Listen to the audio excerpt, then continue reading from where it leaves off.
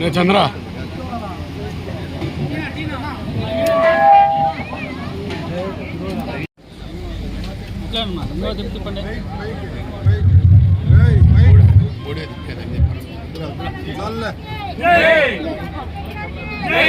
గోపానందరెడ్డి నాయకత్వం, గోపానందరెడ్డి నాయకత్వం, గోపానందరెడ్డి నాయకత్వం.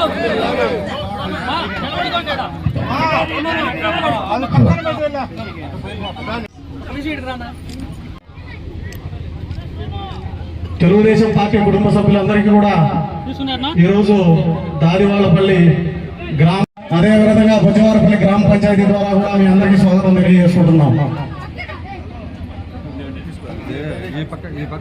కూడా దయచేసి సహకరించి తెలియవలసిందిగా కోరుచున్నాం.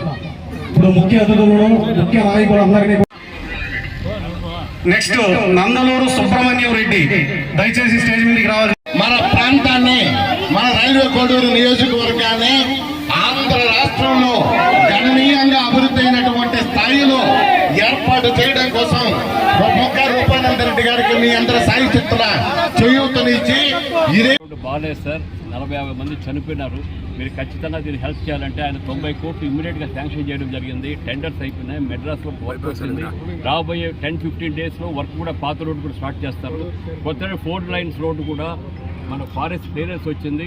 అక్టోబర్ 1 నుంచి ఖచ్చితంగా అది కూడా స్టార్ట్ చేస్తారు. రాబోయే 3 ఇయర్స్లో 4 లైన్స్ రోడ్డు కూడా కంప్లీట్ చేయడం జరుగుతుంది. నిన్నేమో తిట్టాడా, నిన్నేమో కొట్టాడు, తెలుగుదేశం అనే అతను మన సమస్యలు మన మనోహర్ కాబట్టి జరిగింది. మనం అతను యొక్క పార్టీ ఆఫీస్ మీద దాడి చేయించి కొట్టి భయంకరంగా కొట్టి ఆ రోజు ఉన్నటువంటి సిఐ రోసీ గారితో మీరు కాదా కేసులు పెట్టించింది? మీరు పెట్టినదా చెప్పండి. అదేవిధంగా వాళ్ళ అమ్మాయిలు కాలేజీలు పోతుంటే ఎంత నరకం అనిపించారో నాకు తెలుసు. వాళ్ళ భార్య మీద SC ST కేసు పెట్టించారు. ఇవన్నీ నిజాలేనా? ఇవన్నీ ఆ రోజు అబద్ధాలా? అబద్ధాలు మీరు పెట్టించారా? నిజాలనే కదా మీరు పెట్టించారు. ఈ రోజు మీ దాకొస్తే మీరు రూట్ ప్లాన్ చేసి ఈ కావల ప్రశాంతంగా ఉన్నటువంటి ప్రాంతాన్ని మీరు కాదు 5 సంవత్సరాల్లో దౌర్జన్యం దుర్మార్గాలు చేసింది. అదేవిధంగా విలేకరులు 2గా చీల్చింది ఎవరు? ప్రెస్ను కూడా 2గా చీల్చిన ఘనత ఎవరిదే? ప్రెస్ అంతా ఒకటిగా ఉండేది, మీరు కాదా? ఒకసారి ఆలోచన చేయండి. అదేవిధంగా ప్రెస్ సోదరులు ఈరోజు చనిపోయి ఉన్నాడు. వార్త నాగేశ్వరరావు, పేరే వార్త, ఆయన ఇంటి పేరు మర్చిపోయారు. నాగేశ్వరరావు దాడి చేయించింది మీరు కాదా? ఆ రోజు ఈ యొక్క పట్టణంలో వయసులు అందరూ బంద్ చేయలేదా? ఆ రోజున DSP ప్రసాదరావు ఎన్ని దుర్మార్గాలు చేశారు, ఎన్ని దోపిడీలు చేయరు, కనిపించకుండా పారిపోయినటువంటి పరిస్థితి. అదే నువ్వు సరిగ్గా చేసుంటే 5 సంవత్సరాలు ఈ రోజు నీ పరిస్థితి ఉండేదా?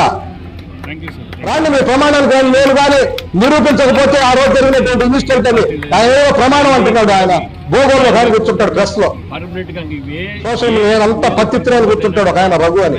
నేను ఒకటే చెప్తున్నాను, నన్ను ఎన్ని మాట్లాడే నేను మాట్లాడటంలే. కానీ నువ్వు రా, ప్రమాణాలు ఎంతమంది వస్తారు రండి, నీ మాజీ ఎమ్మెల్యేని తీసుకోరా. ఇవన్నీ నేను చెప్పినది కానీ కాదు, వాస్తవం కాదు అంటే ప్రమాణం చేద్దాం, తర్వాత ఇది కూడా చేద్దాం. మీరు ప్రమాణం చేయలేకుండా, మీరు మాట్లాడకుండా, మీరు అనేకమైనటువంటి దుర్మార్గాలు చేస్తే ఈ రోజు పెద్ద పత్తిత్తుల్లాగా మాట్లాడతా ఇలాంటి వాటిని భారతీయ జనతా పార్టీ ఏమి జరిగినా సరే భారతీయ జనతా పార్టీ తీవ్రంగా ఖండిస్తోంది. ఇప్పుడు రైడ్ చేస్తున్నారు. మన ఎన్డీఏ గవర్నమెంట్ వచ్చిన తర్వాత ఇప్పటి వరకు 60-70 కోట్ల వరకు రోడ్డు వర్క్ చేయడం జరిగింది. ఈరోజు 22 కోట్ల వరకు స్టార్ట్ కాబోతుంది నెక్స్ట్ వీక్లో. ఇంకా 48 రోడ్స్ వర్క్స్ మన డిప్యూటీ సీఎం పవన్ కళ్యాణ్ గారి దగ్గర ఇవ్వడం జరిగింది. మన కోడూరు డ్రైనేజ్ వరకు 13 కోట్లు ఎస్టిమేట్ చేసి ఇవ్వడం జరిగింది. ఖచ్చితంగా 2-3 నెలల్లో శాంక్షన్ అవుతాయి. కోడూరుని ఆంధ్రప్రదేశ్లో మొట్టమొదటి స్థానంలో చేయడానికి ప్రజలు అభిమానంతో, వాళ్ళ ఆస్వాదంతో తప్పకుండా నేను కష్టపడి పనిచేస్తానని సభ ముఖ్యంగా తెలియజేస్తున్నాను.